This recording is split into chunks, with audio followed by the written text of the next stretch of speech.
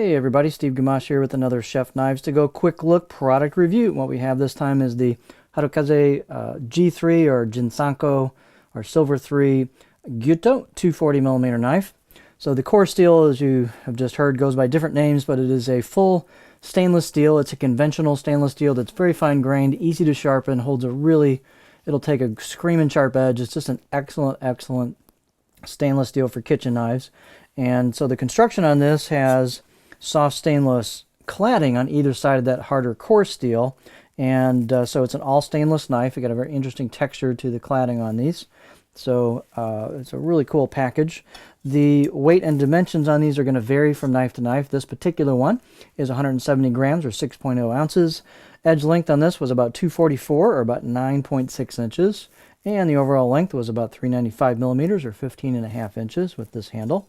The spine thickness, these are fairly thin knives from a construction perspective, so I measured about 2 millimeters, just pretty much all the way down the whole length. And what's interesting is they've got the hammering in these comes up and kind of pinches up the metal into the spine, so the spine actually has some texture and some ridging to it. This is kind of the first time I've really seen something like that. It's pretty cool. So when you run your fingers over it, you can see it, and you can kind of feel the dimples there. The blade height is pretty generous at about 48.5 millimeters. So you got the neck's not super wide, so you've got lots and lots of clearance on the cutting board for your fingers. The handle is a lightweight oval hoe wood or magnolia wood with a black packawood ferrule, and nice fit and smooth fit and finish on the handle. Good glue up on the tang here. The handle circumference is about 75 millimeters or a little under 3 inches, or right around 3 inches where the two materials meet. Now the handle is quite light, so that's going to bring the balance point forward quite a bit. This is definitely a candidate if you really took a big liking to this blade. I don't know why you wouldn't. If it suits you super well and you don't like that balance point, this would be a great candidate for a custom handle that's a little heavier. So there's the balance point, which is definitely in front of the pinch grip. So with this handle, you definitely have a weight forward kind of bias to it. Out of the box edge, I will give it a 5, maybe 6 out of 10. It has a pretty nicely formed edge. They are not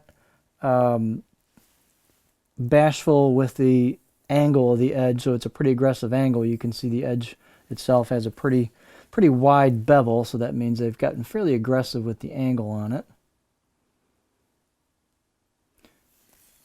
And let me back out of here a little bit for our beauty shot.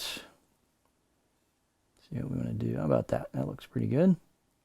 So if you look, it's got kind of an interesting texture to it. It's kind of a bit of like a nishiji or pearskin finish, but then it's got some hammering on it as well. So it's really kind of a combo finish that's quite unique. And every knife, of course, is going to be quite a bit different.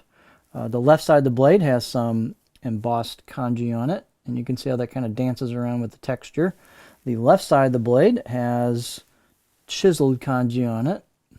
Again, it's kind of a cool trick, but it kind of tends to move around a little as you see it. It's a pretty neat trick, and it does that in person, of course, as well, even more so than on the video. But yeah, it's neat. So this hand chisel kanji, you've got the cladding here where the grind comes in, and there's your edge steel peeking through the core steel. It's a nice and straight, fairly stiff blade, especially towards the back half.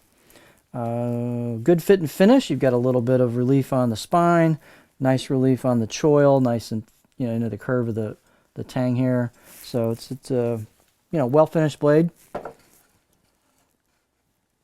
Here is the edge profile, and you can see I've got a little bit of a flattish area towards the back half. I do roll into that. You could actually, if you wanted to tweak this particular knife, you could bring that down a little bit and make that back a bit flatter if you wanted to do that.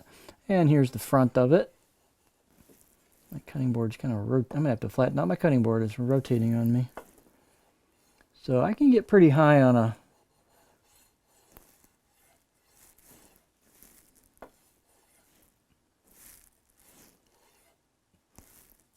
yeah, sorry, I'm just kind of getting a feel. It's a big blade here, trying to get my angle on it.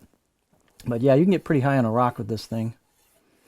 And you'll see it rocks really nicely. And again, there's a bit of a flattish area towards the back, and you could tone that down, that little slight hump there, and even get it flatter on the back if you wanted to. So yeah, good all-around profile here. It's quite versatile. It's I bang the cutting board. So it's a really neat package on this blade, nicely finished, hand chisel kanji. It's a really interesting finish on it, and some definite craftsman character to it. So this is the Harukaze G3 or Ginsan Gyuto 240mm knife.